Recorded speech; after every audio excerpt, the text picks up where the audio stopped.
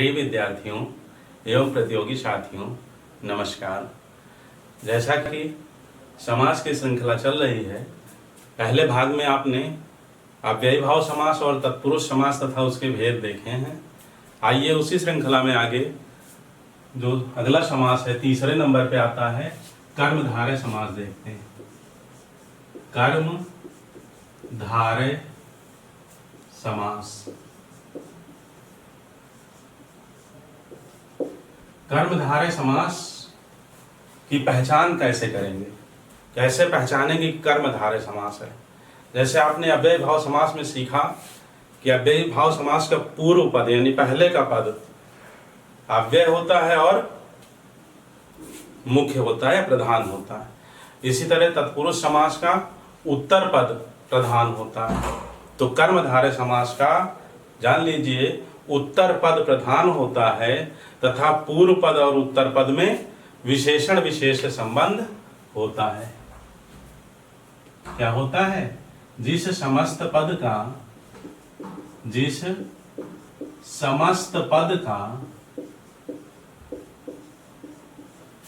उत्तर पद प्रधान हो, उत्तर पद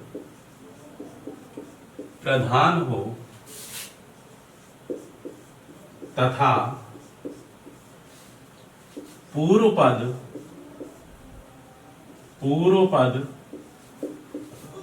एवं उत्तर पद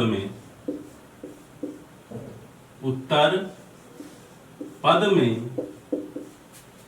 विशेषण विशेष अथवा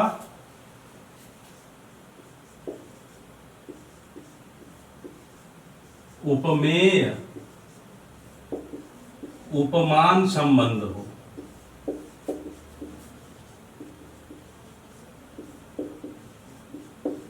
वहां कर्मधारय समास होता है।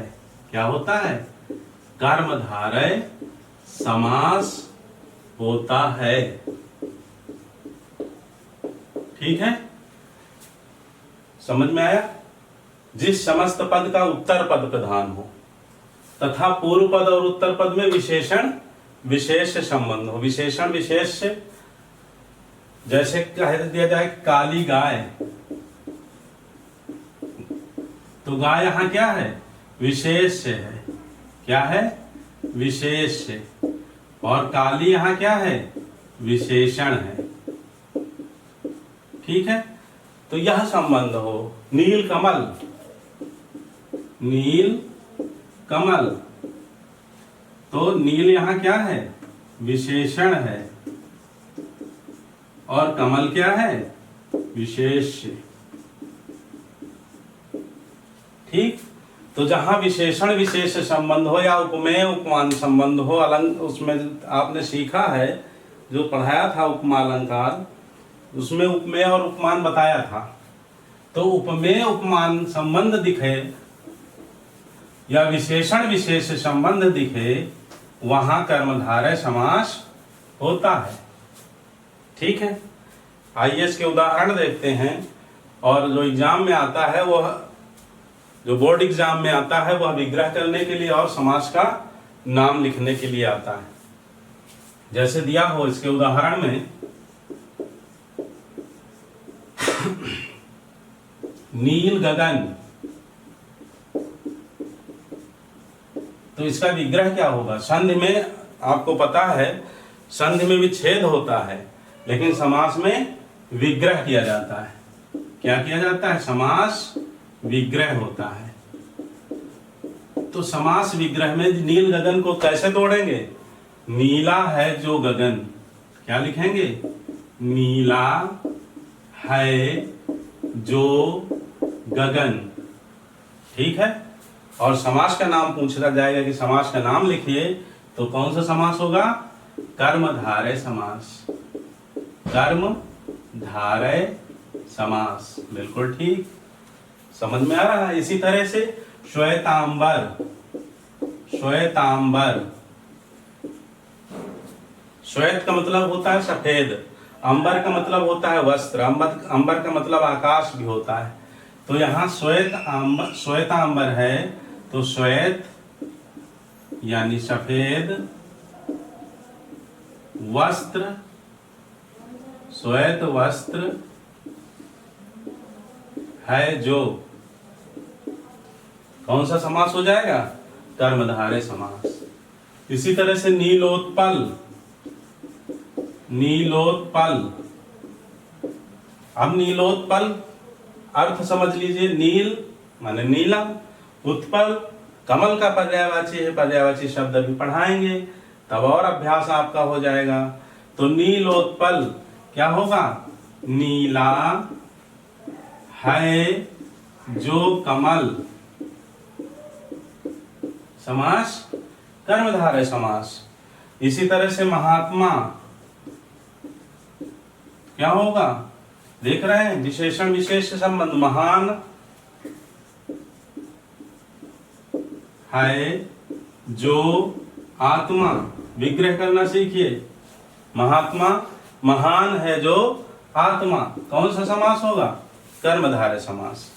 इसी तरह से नील गगन, नील कमल क्या हो जाएगा? नीला है जो कमल। ठीक है, आगे समास लिखने के लिए आएगा कर्मधारय समास। हाई स्कूल में ये 2 अंक का आता है, हाई स्कूल के लिए 2 अंक, और प्रतियोगी परीक्षार्थियों के लिए भी पूछे जाते हैं। तो समास को छांटना तभी संभव हो पाएगा जब आप उसको ढंग से पढ़े होंगे, सीखे होंगे। और भी इसके उदाहरण हैं, जैसे प्राण प्रिय, प्राण प्रिय क्या होगा? प्राणों को है जो प्रिय, प्राणों को है जो प्रिय, कर्मधारय समास। महापुरुष, महापुरुष क्या हो जाएगा? महान है जो पुरुष।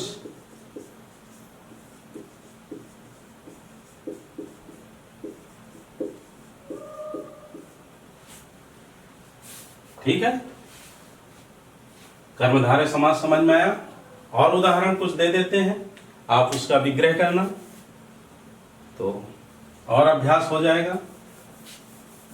चलिए इसके लिए लिख लीजिए और अपनी कॉपी में उसका विग्रह करना। जो भी ना समझ में आए कमेंट करके आप पूछ सकते हैं उसका उत्तर। तो गृह कार्य में लिख लीजिए, जिसे आपको बना नील कंठ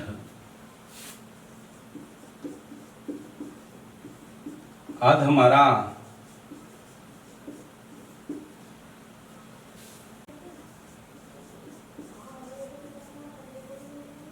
पुत्र रत्न,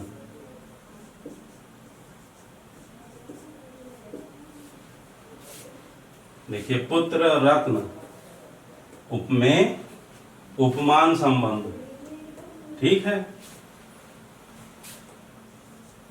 नरोत्तम, इसी तरह से पुरुषोत्तम, पुरुषोत्तम, नर रत्न, नरोत्तम, इसी तरह से पुरुषोत्तम, पुरुषोत्तम, नर रत्न,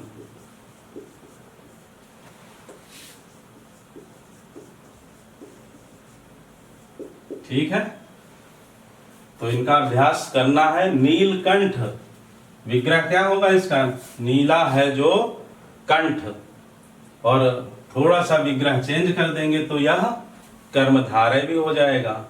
तो जो प्रतियोगी परीक्षार्थी हैं उनको जो है अच्छे से समझना चाहिए कि नीलकंठ अगर ऑप्शन में कर्मधारय है, बहुब्रीहि नहीं है, तो बहुव्रीहि नहीं लगाएंगे, नीलकंठ को कर्मधारय में रखेंगे।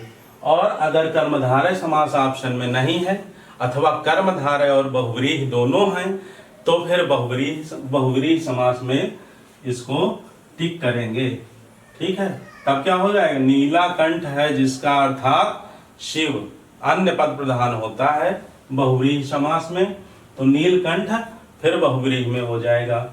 महान है जो देव, ठीक है, महादेव, इस तरह से इसका विग्रह होगा। आधा है जो मरा, कर्मधारय समास। महान है जो वीर, पुत्र रूपी रत्न, नरोत्तम, नरों में है जो उत्तम, पुरुषों में है जो उत्तम, नर रूपी रत्न, परम है जो आनंद। इस तरह से इनके विग्रह हो गए। ठीक है, आप लोग देख लीजिए, इसको नोट कर लीजिए, अभ्यास करिए और परीक्षा में सफल होइए। आगे देखिए, दूसरा समास है इसके बाद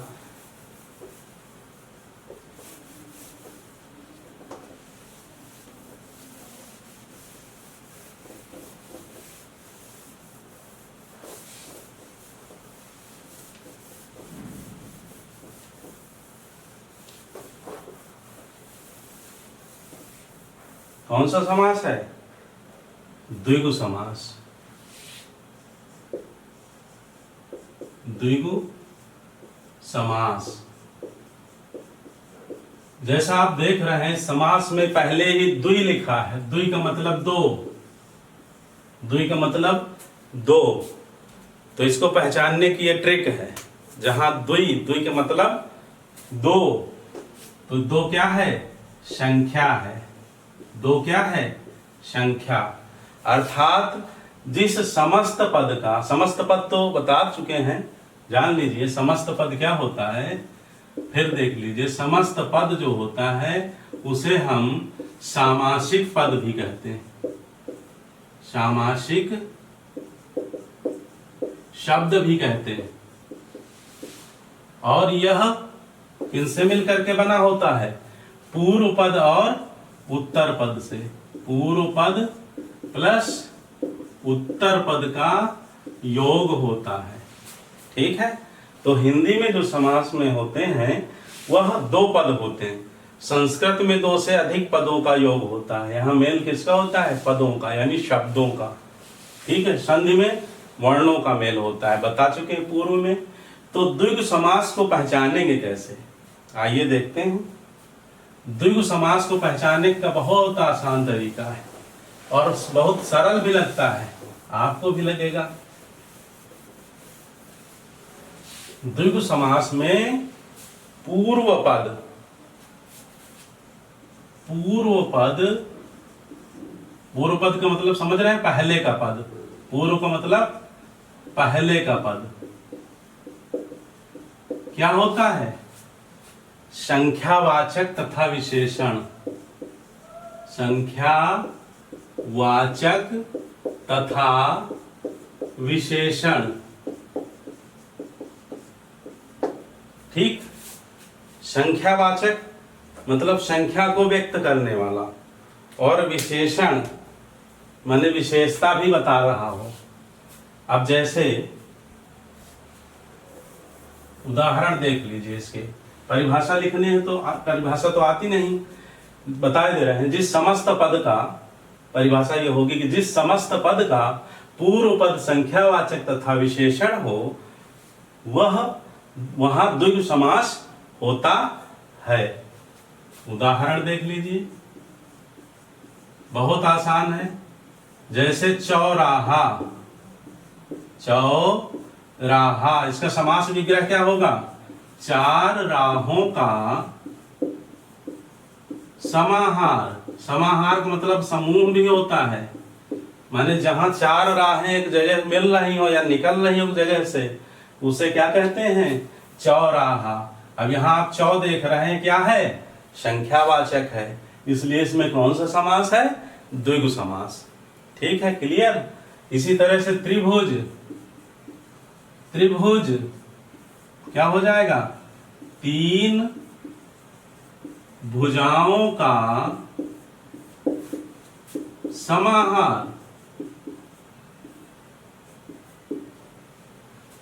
पंचपात्र, 5 पात्रों का समूह। इसी तरह से पंचवटी, हाँ, 5 पेड़ों का समूह। अर्थात कौन सा समास? द्विगु समास। सामने समास का नाम लिखने के लिए आएगा तो द्विगु समास। जो हाई स्कूल के विद्यार्थी हैं वो लिखना भी सीख लें, लिखने में गड़बड़ नहीं करेंगे। कर्मधारय ऐसे लिखेंगे, कर्मधारय उनके कोर्स में है, पहला कर्मधारय है और समास के क्रम में तीसरे स्थान पर आता है। उनके कोर्स में दूसरे नंबर पर द्विगु आता है और तीसरे नंबर पर द्वंद्व समास और चौथा बहुव्रीहि समास। बहुव्रीहि, ठीक है। तो इनको लिखने का भी अभ्यास कापी में अच्छे से करके जाना एग्जाम में। कभी कभी लिखने में ही त्रुटि हो जाती है, एग्जामिनर देखता है कि इसे यही नहीं लिखना नहीं आता है, यहाँ धा लगा देते हैं, इसमें भेद नहीं समझते हैं। जैसे युद्ध लिखा जाता है तो यहाँ युद्ध है और ये आधा वा लगा हुआ है, द्विगु। आधा वा नहीं बल्कि पूरा वा है, यहाँ दा आधा है। इसको ऐसे तोड़ेंगे तो द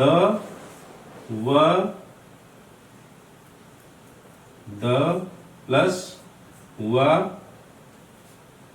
प्लस ई प्लस ग प्लस उ, द्विगु। ठीक, तो आधा वा यहां पर लगा है और उसमें छोटी की मात्रा और द, द्विगु। द्वंद्व यहां भी गड़बड़ करते हैं, आधा द प्लस व प्लस अ प्लस न प्लस द प्लस व प्लस अ, ये इसका विग्रह है। द्वंद्व, इसको इस तरह से भी लिख सकते हैं, द्वंद्व को द्वंद्व, और इस तरह से भी लिखते हैं द्वंद्व। तो लिखने में गड़बड़ नहीं हो। बहुव्रीहि की में गड़बड़ी क्या कर देते बच्चे, लिख देते बहुव्रीहि, और यह गलत है, बहुव्रीहि समास होता है। ठीक है, तो लिखना भी अच्छे से सीखना है। आइए और उदाहरण देखते हैं। पंचवटी, 5 वृक्षों का समूह, यह समाहार, तो कौन सा समास हो जाएगा? द्विगु समास हो जाएगा। इसी तरह से सप्तऋषि, सप्तऋषि, ठीक है। सप्ताह, त्रिभुवन,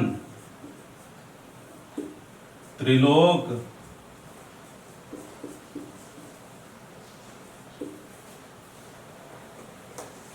विग्रह क्या हो जाएगा? 7 ऋषियों का समूह। सप्ताह, 7 दिनों का समाहार। त्रिभुवन, 3 भुवनों का, 3 भुवनों का समाहार। ठीक है। त्रिलोक, 3 लोकों का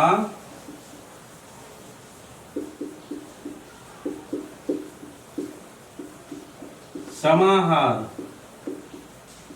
इसी तरह से एक और जान लीजिए जो दोनों में हो सकता है, जो भेद भी होता है द्विगु और बहुव्रीहि का। त्रिनेत्र, जो द्विगु भी हो सकता है और बहुव्रीहि के अंतर्गत भी आता है। बहुव्रीहि अभी पढ़ाएंगे तो फिर उसके बाद भेद अच्छे से समझ में आएंगे। त्रिनेत्र माने तीन नेत्रों का समूह, यदि आप इसे लिखते हैं कि तीन नेत्रों का समाहार, तो द्विगु समास हो जाएगा। और यदि आप इसे लिखेंगे तीन नेत्र हैं जिसके, अर्थात भगवान शिव, तो क्या हो जाएगा? तीन नेत्र हैं जिसके अर्थात भगवान शिव, तो यह बहुव्रीहि के अंतर्गत आएगा। समझ गए बच्चों? Very good. कुछ और उदाहरण लिख लीजिए गृह कार्य के लिए इसके, ठीक है? नोट करिए और इनका विग्रह लिख करके समास का नाम लिखिए। लिख लीजिए, दोपहर, सप्त सिंधु। ठीक है, कर लेंगे। तिरंगा, तिरंगा,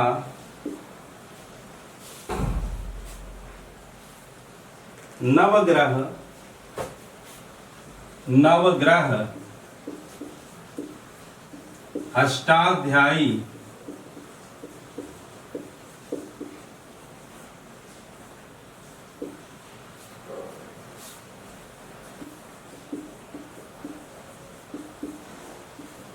चतुर्भुज, चतुर्वेद। ठीक, तो ये सब द्विगु समास के उदाहरण हैं।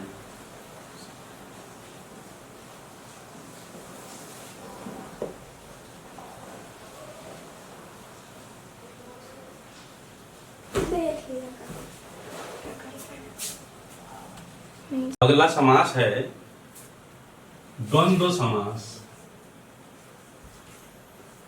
द्वंद्व समास क्रमशः देखा जाए तो ये 5वें नंबर पर है और हाई स्कूल के विद्यार्थियों के लिए यह 3रे नंबर का है। तो द्वंद्व समास, द्वंद्व युद्ध सुना होगा, दोनों बराबर युद्ध करने के लिए आए। यहाँ द्वंद्व में जो है ना तो उत्तर पद प्रधान होता है, ना पूर्व पद को हम प्रधान कहेंगे, बल्कि दोनों पद प्रधान होते हैं। न उत्तर, खाली उत्तर को नहीं कह सकते क्योंकि द्वंद्व है, यानी दोनों पद प्रधान होते हैं। ठीक है, इसीलिए इसका नाम है द्वंद्व। दो लोगों में जो युद्ध होता है उसे द्वंद्व युद्ध कहते हैं। दोनों को समान महत्ता यहाँ प्राप्त है। इसलिए जिस समस्त पद के, परिभाषा अगर लिखनी है तो जिस समस्त पद के दोनों पद प्रधान हों वहां द्वंद्व समास होता है। समास जो समस्त पद होता है वह यौगिक शब्द होता है और यह शब्द रचना के तत्व के अंतर्गत आता है। इससे शब्दों का निर्माण होता है। समास से क्या होता है? शब्दों का निर्माण। अब द्वंद्व समास के उदाहरण देखिए। इतनी बात समझ में आई? दोनों पद प्रधान होते हैं। उदाहरण, इसके लिए सूत्र है चार्थे द्वंद्वः, माने जहां चा का लोप हो। संस्कृत में है सूत्र, संस्कृत के लिए है। और हिंदी में पहचानने के लिए है जहां योजक चिन्ह लगा हो। योजक चिन्ह समझते हैं? एक उदाहरण देखिए, जैसे पाप पुण्य, तो यह योजक चिन्ह है। तो आपके कंपटीशन में जहां योजक चिन्ह लगा हो वहां आप आंख बंद करके मार दीजिए द्वंद्व समास। ठीक है, आपका उत्तर सही होगा। अब इसका विग्रह कैसे करेंगे? पाप और पुण्य, पाप और पुण्य, सुख दुख, सुख दुख, योजक चिन्ह यहां लगेगा। सुख दुख क्या हो जाएगा? सुख और दुख, सुख और दुख। ठीक है, इसी तरह से माता पिता, विग्रह आप कर लेंगे। माता पिता, हानि लाभ, दिन रात, यश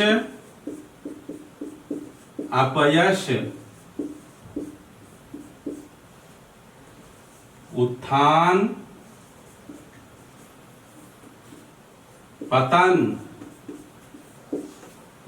अवन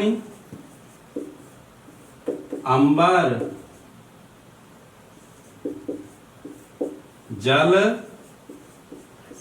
थल, गरल सुधा। विग्रह आप करेंगे? बिल्कुल ठीक। माता और पिता, हानि और लाभ, दिन और रात, यश और अपयश, उत्थान और पतन, उत्थान या पतन, अवन और अंबर, जल और थल, गरल और सुधा। गरल क्या है? विष, और सुधा क्या है? अमृत। अवन क्या है? धरा, धरती, पृथ्वी, वसुंधरा। अंबर क्या है? आकाश, नभ, व्योम, अंतरिक्ष। तो इस तरह से आप द्वंद्व समास को बड़े आसानी से, बड़ी सरलता, सहजता से सीख सकते हैं। ठीक है, कोई टेंशन? समझ में आ गया? और अंतिम समास बचा है। जब यहां तक समझ लिए हैं तो उसे और आसानी से, बड़े प्रेम से समझिए। पढ़ने के लिए तनाव लेने की आवश्यकता नहीं है, हैं? तनाव तो तब लो जब गलत विचार मन में आए। तनाव तब होना चाहिए कि मैं क्या सोच रहा हूं, मैं क्या करने जा रहा हूं। पढ़ने के लिए तनाव लेते हैं क्या? पढ़ने के लिए तो मस्ती में पढ़िए, प्रेम से पढ़िए। छठवां समास क्या है? बहुव्रीहि समास।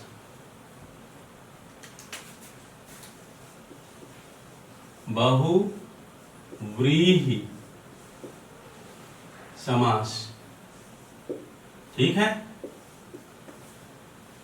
बहुव्रीहि समास, जिस समस्त पद का अन्य पद प्रधान हो, जिस समस्त पद का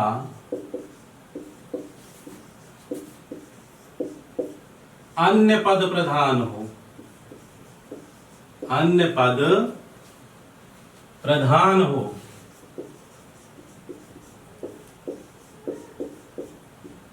तीसरा पद भी कह सकते हो, पहला दूसरा नहीं, तीसरा पद प्रधान हो, ये भी कह सकते हो। वहां बहुव्रीहि समास होता है, यानी न पूर्व पद प्रधान हो, न उत्तर पद प्रधान हो, बल्कि अन्य पद प्रधान हो, वहां बहुव्रीहि समास होता है। ठीक है, आइए उदाहरण देखते हैं। समझ में आई बात कि नहीं आई? नहीं आई तो एक बार और देख लीजिए। जहां पूर्व पद उत्तर पद दोनों प्रधान ना हो, अन्य पद तीसरी को ओर संकेत करे। एक बात और जान लीजिए, इसमें जो है यह शब्द जो है योग रूढ़ होता है। क्या होता है? योग रूढ़। योग रूढ़ किसे कहते हैं? जो दो शब्दों से मिलकर बना हो और व्यक्ति विशेष के लिए रूढ़ हो जाए। जैसे जैसे लंबोदर, आप देख रहे हैं इसमें पूर्व पद क्या है? लंबा, और उत्तर पद क्या है? उदर। ये पूर्व पद है और ये उत्तर पद है। ठीक, इन दो पदों से मिलकर के शब्द बना है लंबोदर। तो अब ये कैसा शब्द हुआ? यौगिक। यौगिक। लेकिन यह यौगिक शब्द भगवान गणेश जी के लिए क्या हो गया है? रूढ़ हो गया है। लंबोदर, गजवदन, विघ्नहर्ता, विघ्नहरण, विनायक भगवान गणेश को कहते हैं। तो लंबोदर किसके लिए रूढ़ हो गया है? गणेश जी के लिए रूढ़ हो गया है। किसके लिए? गणेश जी के लिए।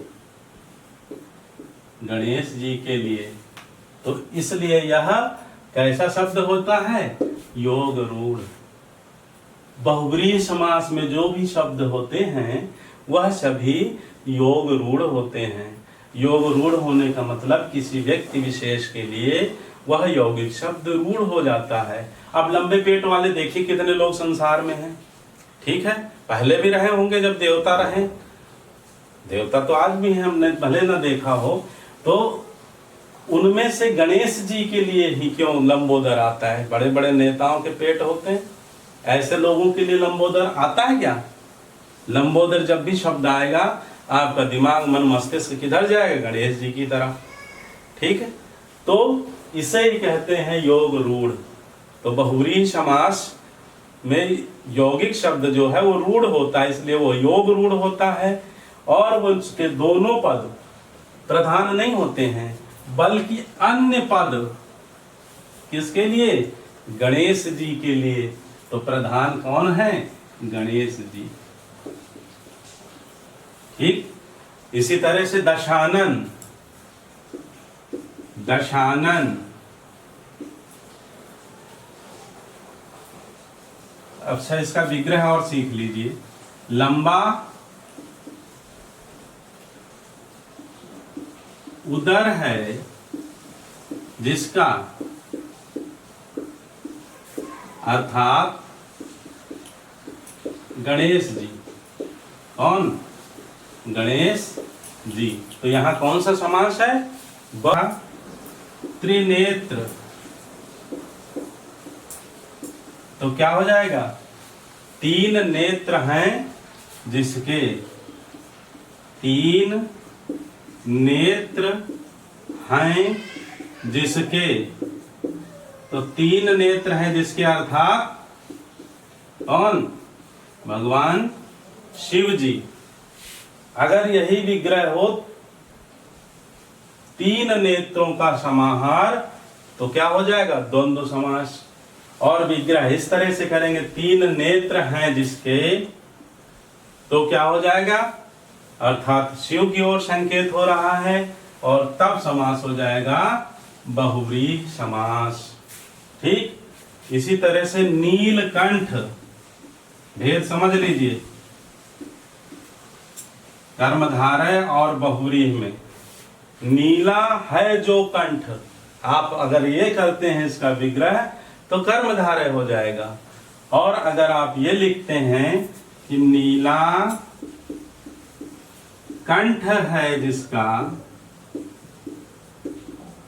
अर्थात भगवान शिव, तब क्या होगा? बहुव्रीहि समास होगा। समझ में आ रहा बच्चों? बिल्कुल ठीक, ऐसे ही समझना सीखना है।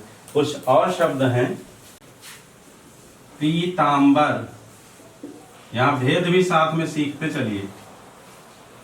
पीतांबर, अब अगर ये लिखें कि पीला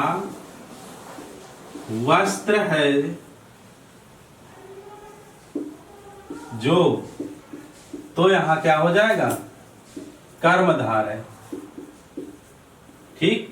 ये और प्रतियोगी परीक्षार्थी भी समझ लें कि यदि पीतांबर शब्द आया है, पूछा गया है, और ऑप्शन में बहुव्रीहि दिया है तो ये उत्तर होगा, और बहुव्रीहि नहीं दिया है तो कर्मधारय उत्तर होगा। क्योंकि पीला, पीत विशेषण, अंबर विशेष, तो विशेषण विशेष संबंध है इसलिए कर्मधारय। परंतु यदि बहुव्रीहि दिया है तो यह अन्य पद के लिए, अन्य तीसरे व्यक्ति के लिए भी यह इंगित कर रहा है। किसे कहा जाता है? पीला, पीला वस्त्र है जिसका, अर्थात भगवान कौन? श्री कृष्ण, ठीक है। तो भगवान श्री कृष्ण के लिए योग रूढ़ शब्द है पीतांबर। तो अगर बहुव्रीहि समास दिया है तो आप बहुव्रीहि को टिक करेंगे, और अगर बहुव्रीहि नहीं दिया ऑप्शन में तो आप कर्मधारय लगाएंगे। कर्मधारय के लिए विग्रह इस तरह से करेंगे, और बहुव्रीहि के लिए विग्रह इस तरह से करेंगे।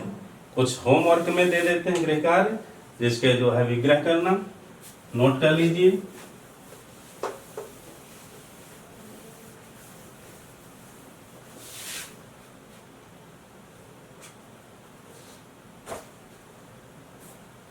चतुर्भुज।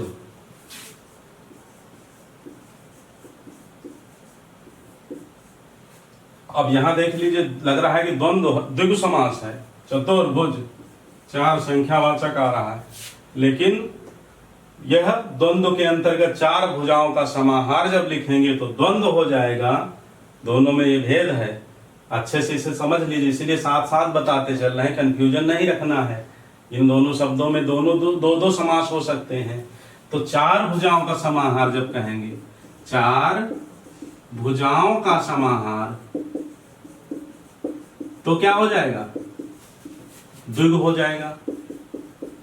और 4 भुजाएं हैं जिसकी, 4, दूसरा देखिए, 4 भुजाएं हैं जिसकी, अर्थात कौन? श्री भगवान विष्णु। तो यहां पर क्या हो जाएगा? बहुब्रीहि समास। देखने में लग रहा है द्विगु है, लेकिन इसका 4 भुजाओं का समाहार करेंगे तब द्विगु होगा। इसी तरह कंपटीशन में यदि द्विगु दिया है, बहुब्रीहि नहीं दिया है, तो आप द्विगु को टिक करेंगे, और अगर द्विगु नहीं दिया है तो बहुब्रीहि तो है ही। ठीक। और देखिए,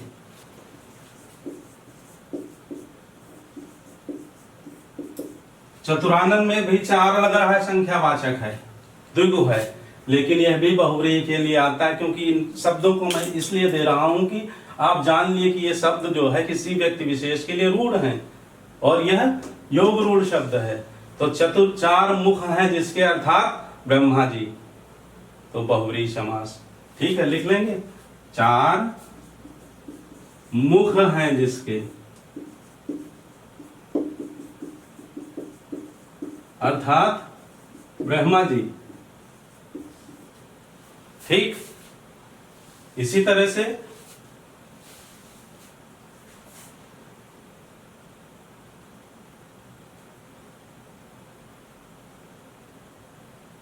पंचानन,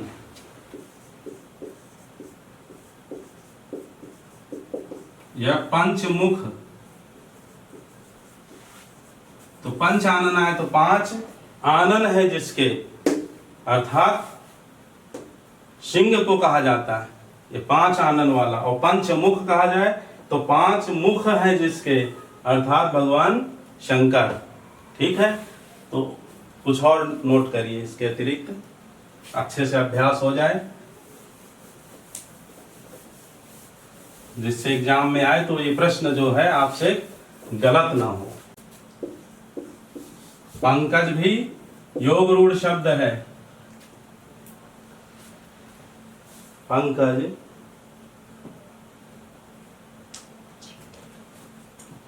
विषधर, विषधर, यद्यपि हो चुका है, इसे और लिख लीजिए, एक बार करिए स्वतः। नीलकंठ,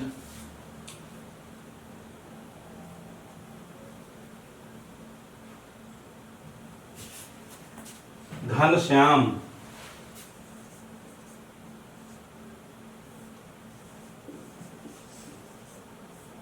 कर्मधारय की भी और संकेत है इसका। इसी तरह से मृत्युंजय, मृत्युंजय।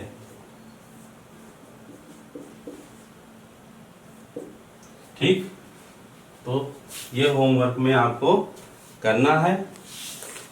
अब आप भली भांति ये सीख गए होंगे कि द्वंद्व समास क्या होता है, द्विगु समास क्या होता है, कर्मधारय समास क्या होता है, बहुब्रीहि समास क्या होता है। अभी इसका एक पार्ट और बनेगा, इसमें इनके भेद हैं।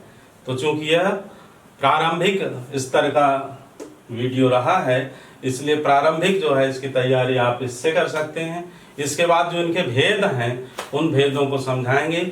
उसके बाद विभिन्न प्रतियोगी परीक्षाओं में जो प्रश्न पूछे गए हैं उनका भी एक वीडियो लेकर के आएंगे। प्रिय प्रतियोगी परीक्षार्थियों, आपका स्वागत है आपके अपने channel RCI the study point में। आज हम लेकर के आए हैं समास का दूसरा भाग, जिसमें विभिन्न प्रतियोगी परीक्षाओं में कैसे प्रश्न बनते हैं और उसका अभ्यास कैसे करना है ये आज मिल करके अभ्यास करते हैं।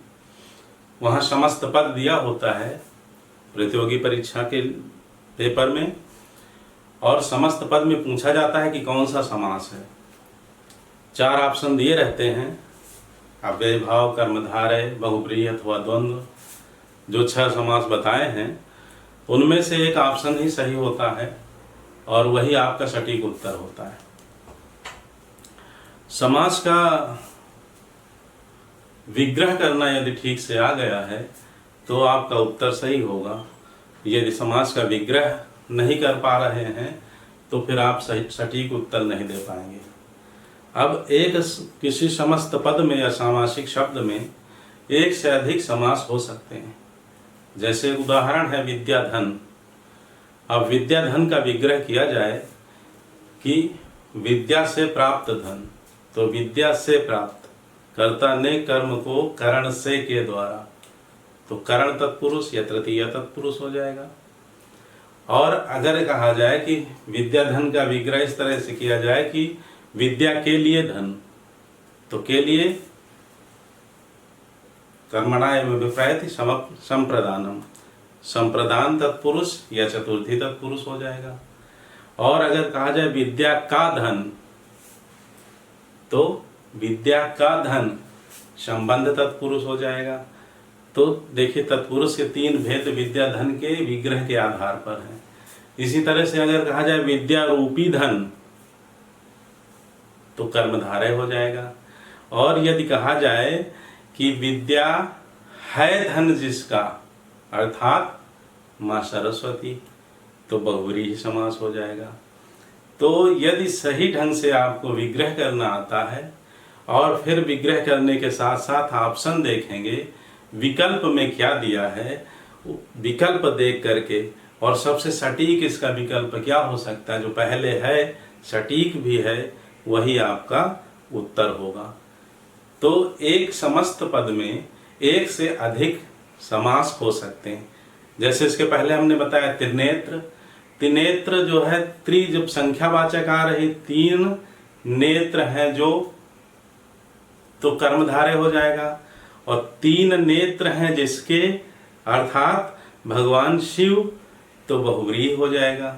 इसी तरह से पीतांबर, तो इसका विग्रह अगर ये करते हैं, बहुव्रीहि नहीं दिया है ऑप्शन में, तो पीला वस्त्र है जो, कर्मधारय हो जाएगा।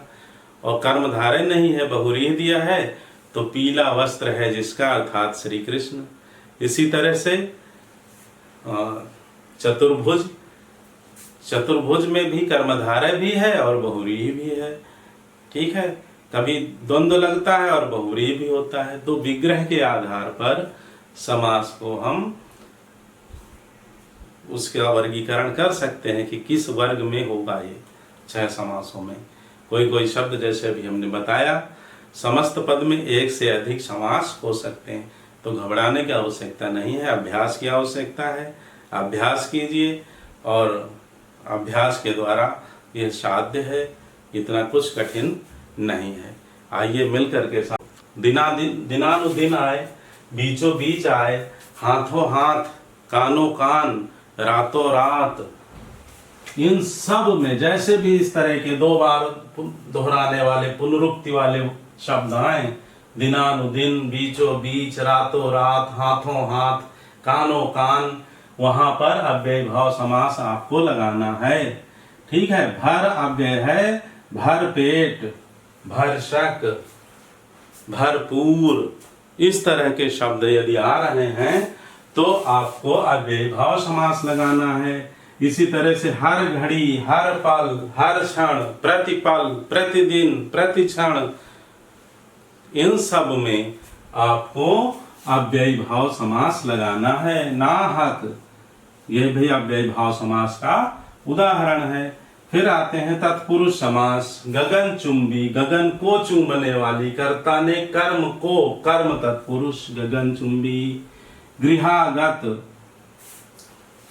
तो तत्पुरुष समास। मुंह तोड़, मुंह को तोड़ कर जवाब देना, तत्पुरुष समास। देश के लिए भक्ति, जन्म से अंधा, ऋण से मुक्त, ऋण से मुक्त, अपादान तत्पुरुष, नरेश, नरकाईश, संबंध तत्पुरुष, तत्पुरुष के सारे उदाहरण हैं। और इनका भेद तब कर पाएंगे जब आप विभक्ति, कारक और कारक चिन्ह याद कर लेंगे, जो पहले विभाग में हमने बताया था, सिखाया था।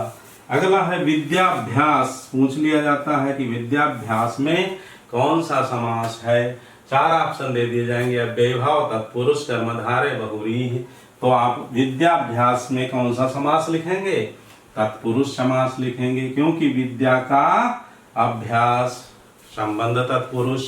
इसी तरह से आशातीत, आशा से परे, ठीक है, तो अपादान तत्पुरुष यानी तत्पुरुष समास। देशागत, तत्पुरुष, प्रेम से सिक्त, सेना का नायक, पित्र का घर, मद से अंधा, अकाल से पीड़ित, राह का खर्च, पानी की चक्की, गो के लिए शाला, गाय यानी तुलसी के द्वारा, कृत, ठीक है, से के द्वारा, तत्पुरुष समास। आधारो अधिकरणम, अधिकरण तत्पुरुष। मन का माना, तत्पुरुष समास। का आया है बीच में। धन से हीन, अपादान तत्पुरुष। आम का चूर, शोक से आकुल पूछा गया है कंपटीशन में, सब कई बार पूछे गए हैं, तो शोक से आकुल से, ठीक है, कर्ता ने कर्म को करण से, शोक से आकुल, तो करण तत्पुरुष या तृतीय तत्पुरुष या तत्पुरुष ही ऑप्शन में दिया तो ठीक है। नालायक, न तत्पुरुष बताया था, न तत्पुरुष, न तत्पुरुष, ठीक। इसी तरह से ग्रह प्रवेश, नास्तिक, ये भी नंग तत्पुरुष का उदाहरण है। रामायण, आप बीती, आप पर बीती, अधर्म, नंग तत्पुरुष। आम का रस, ग्राम का उद्धार, ग्रंथ को रचने वाला ग्रंथकार। अनाचार, नंग तत्पुरुष। प्रतिध्वनि, तिलचट्टा, ये सभी जो है तत्पुरुष समास के उदाहरण हैं। इसके बाद कर्मधारय समास। कर्मधारय समास की विशेषता क्या है, पहचान क्या है? पूर्व पद और उत्तर पद में विशेषण विशेष संबंध होता अथवा उपमेय उपमान संबंध मिलता है। तो जैसे सद्गुण, सद से युक्त है जो गुण, सद्गुण कर्मधारय। परम है जो आनंद, परमानंद। पीला है जो वस्त्र, पीतांबर। घृत का है जो अन्न, काली है जो मिर्च। खड़ी है जो बोली, दीनों के हैं जो नाथ। शीत है जो उष्ण, ठीक है। श्याम है जो सुंदर, ठीक।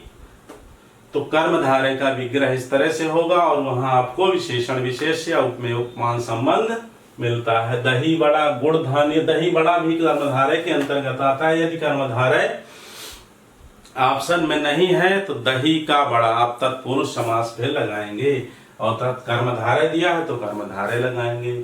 गुणधानी, इसी तरह से गुरुदेव। महात्मा, महान है जो आत्मा, महान है जो काव्य। पुरुष है जो रत्न, धर्म का जो है श्वेत, जेब की है जो घड़ी, और प्राणों को है जो प्रिय, ठीक है। ये सभी जो है कर्मधारय के उदाहरण और बड़े प्यारे उदाहरण है और पूछे गए कई बार। तो जो महत्वपूर्ण है शब्द, समस्त पद, वही आपके समक्ष यहाँ प्रस्तुत किए जा रहे हैं। आप इनको ठीक से देखिए, अध्ययन कीजिए, सीखिए, अभ्यास कीजिए और परीक्षा में सफल होइए। दोपहर द्विगु समास में द्वि संख्यावाचक, याद रखिए द्विगु समास क्या होता है, पूर्व पद संख्यावाचक होता है। तो दोपहर, त्रिकाल, चौराहा, नवरत्न, चार, चार दीवार चारों तरफ से हो। शत, अंश, 100, ठीक है। शत आब्दी, 100 वर्षों का समय। सप्ताह, 7 दिनों का समाहार। षट रस, 6 रसों का मेल। शत शही, शैवी 100। दुधारी, 2 धारी तलवार, 2 धार जिसमें हो तो 2 अंकार है संख्यावाचक। दुपट्टा, चवन्नी, पसेरी, पंचवटी, त्रिभुवन, ये सभी क्या हैं, संख्यावाचक हैं। अतः यहाँ द्विगु समास है, बहुत आसान है। द्वंद्व में क्या है, माता पिता, ऊंच नीच, पाप पुण्य, पाप या पुण्य। वैकल्पिक द्वंद्व है, द्वंद्व के 3 भेद होते हैं, समाहार द्वंद्व, वैकल्पिक द्वंद्व। तो माता पिता, माता और पिता, ठीक है, इतरेतर द्वंद्व हो गया। माता और पिता जहाँ ये लगा हो और का लोप हो, वहाँ इतरेतर द्वंद्व। वैकल्पिक द्वंद्व ऊंच या नीच, पाप या पुण्य, ठीक है, भला या बुरा, आटा दाल आदि वगैरह। तो यहाँ समाहार द्वंद्व हो गया। तो द्वंद्व के 3 भेद हैं। यद्यपि यह पूछा नहीं जाता है, लेकिन टीजीटी पीजीटी में कभी कभी प्रश्न बन जाता है, तो उन विद्यार्थियों के लिए मैं बता रहा हूँ। 3 प्रकार के इसके होते हैं, रात दिन, रात और दिन। बाकी सामान्य परीक्षाओं में तो यही पूछा जाता है कौन सा समास है। गुण दोष, घर द्वार, गोला बारूद, ठंडा गरम आदि कुछ लेंगे, ठंडा गरम वगैरह। तो यहाँ पर समाहार द्वंद्व हो जाएगा। थोड़ा बहुत। अब आइए बहुब्रीहि समास। बहुब्रीहि समास में जहाँ पहला पद और दूसरा पद दोनों प्रधान न हो, अन्य पद तीसरा पद प्रधान हो, वहां बहुब्रीहि समास होता है। व्रीह, व्रीह मत करना।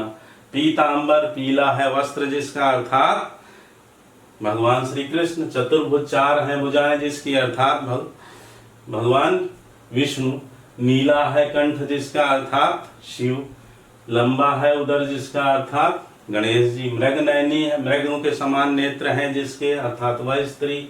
कुरूप, कुत्सित रूप है जिसका, अर्थात वह व्यक्ति। जलज, जलज भी योग रूढ़ है। मैंने बताया था बहुब्रीहि समास में ऐसे शब्द होते हैं योग रूढ़, व्यक्ति विशेष के लिए रूढ़ हो जाते हैं। चक्रपाणि, चक्र है पाणी में जिसके, ठीक है, विष्णु। वीणा पाणी, मन चला। पंचानन, सिंह के लिए। चतुरानन, ब्रह्मा। तप है बल जिसका, अर्थात वह तपस्वी। विष है, विष को विष धारण करने वाला है जो सर्प, ठीक है। त्रिनेत्र, 3 नेत्र हैं जिसके, अर्थात शिव। विद्या है धन जिसका, अर्थात मां सरस्वती। यश है धन जिसका, अर्थात वह यशस्वी। चंद्रमौली, चंद्रमा है जिसके मस्तक पर, शिखर पर, भगवान शिव। 12 सिंघा, 12 सिंह है जिसके, अर्थात वह विशेष पशु। प्राप्त है उदक जिसको, उदक माने जल, वह। गोपाल, ठीक है, जो भी गाय को पालता है वह गोपाल नहीं, गोपाल भगवान श्री कृष्ण के लिए रूढ़ है। तो गोपाल, गोपालक है, गोपालता है जो, वह अर्थात भगवान श्री कृष्ण। 5 मुख हैं जिसके, अर्थात भगवान शिव। दिग हैं, दिशाएं ही हैं, अंबर वस्त्र जिसके। तो इस तरह से आप बहुब्रीहि समास के उदाहरण समझ गए होंगे। तो आइए कुछ महत्वपूर्ण समास छांटने का अभ्यास और करते हैं। आप देख रहे हैं जैसा कि प्रश्न इस तरह से बनता है कि निम्नलिखित समस्त पदों में कौन सा समास है, छांट कर लिखिए। अब शब्द दिया रहेगा और इसके सामने जो है 4 ऑप्शन रहेंगे, तत्पुरुष, अव्ययी भाव, बहुब्रीहि, द्विगु, द्वंद्व आदि, जो भी समास हो। अब यहाँ पर पहला जो देख रहे हैं आप, धनुर्बाण। तो धनुश्च वाणश्च, अगर इसका विग्रह किया जाए तो धनुष और बाण क्या हो जाएगा, धनुष और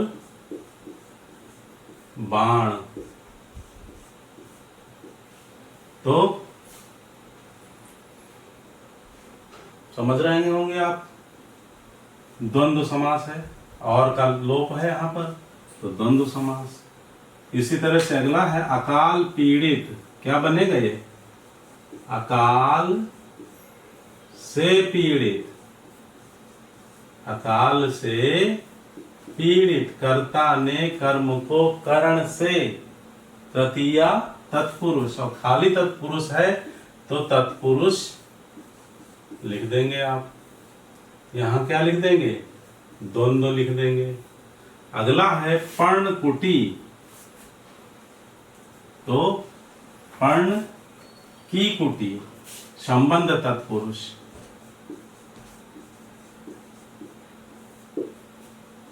और अगर तत्पुरुष नहीं है तो आप कर्मधारय भी समास इसमें लिखेंगे पर्ण की कुटी है जो, ठीक है, पर्ण की कुटी है जो, यदि तत्पुरुष नहीं है। धनहीन तो धन से हीन, ठीक, अपादान तत्पुरुष, कौन सा समास होगा? तत्पुरुष समास। स्वर्गगत, स्वर्ग को गया हुआ, अपादान तत्पुरुष।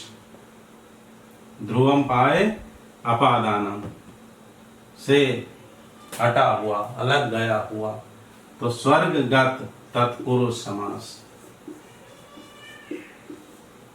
त्रिलोचन, त्रि यहाँ क्या है? संख्यावाचक है, इसलिए कौन सा समास होगा? द्विगु समास। अगला अन्न जल, तो अन्न और जल, ठीक, बिल्कुल सही बता रहे हैं। क्या हो गया? द्वंद्व समास। अष्टाध्यायी, अष्ट क्या है?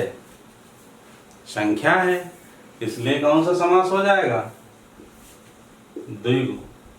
यथा संभव, यथाक्रम, यथाशक्ति, समझ में आ गया होगा। कौन सा समास? अव्ययी भाव समास। अव्ययी भाव, चरण कमल, विशेषण विशेष, तो कर्मधारय, बिल्कुल ठीक। मैं रोक इसलिए रहा हूं कि आप साथ में दोहराते चलिए, बोलिए मुझसे पहले उत्तर आप दीजिए।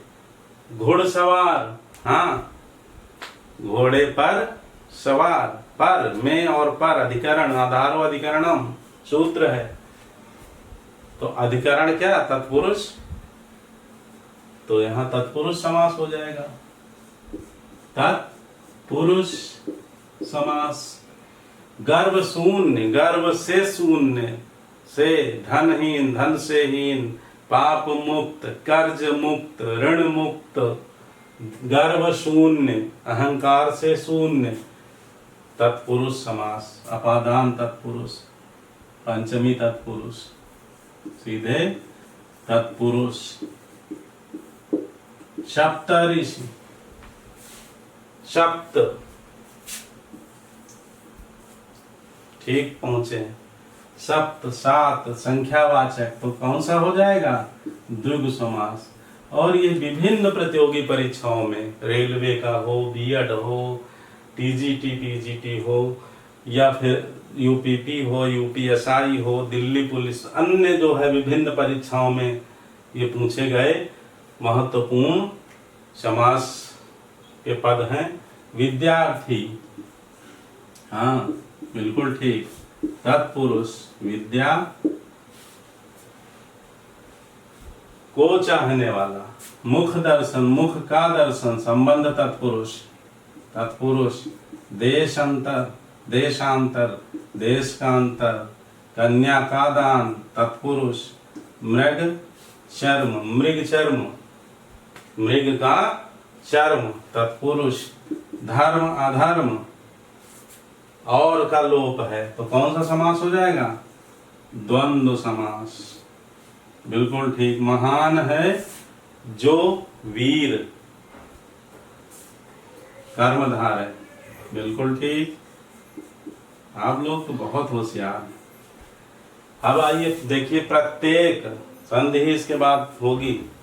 प्रत्येक, प्रति प्लस एक, तो जहां प्रति लग जाए, प्रतिदिन, प्रतिक्षण, प्रतिपल, प्रत्येक, बिल्कुल ठीक उत्तर है। अव्ययी भाव समास, अव्ययी भाव समास, ठीक।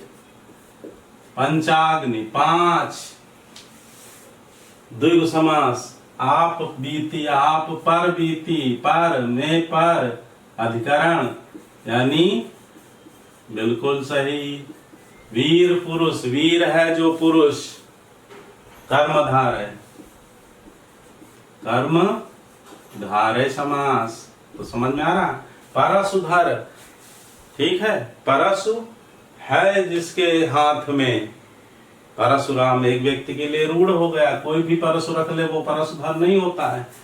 तो यहाँ पर बहुव्रीहि, बिल्कुल ठीक, बहुव्रीहि समास। मनोरोग, मन का रोग, संबंध तत्पुरुष।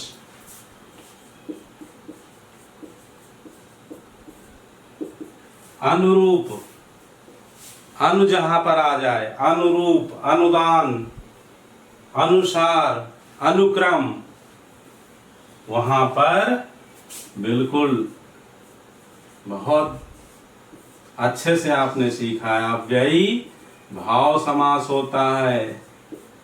जन्मांध, जन्म से अंधा, तत्पुरुष से।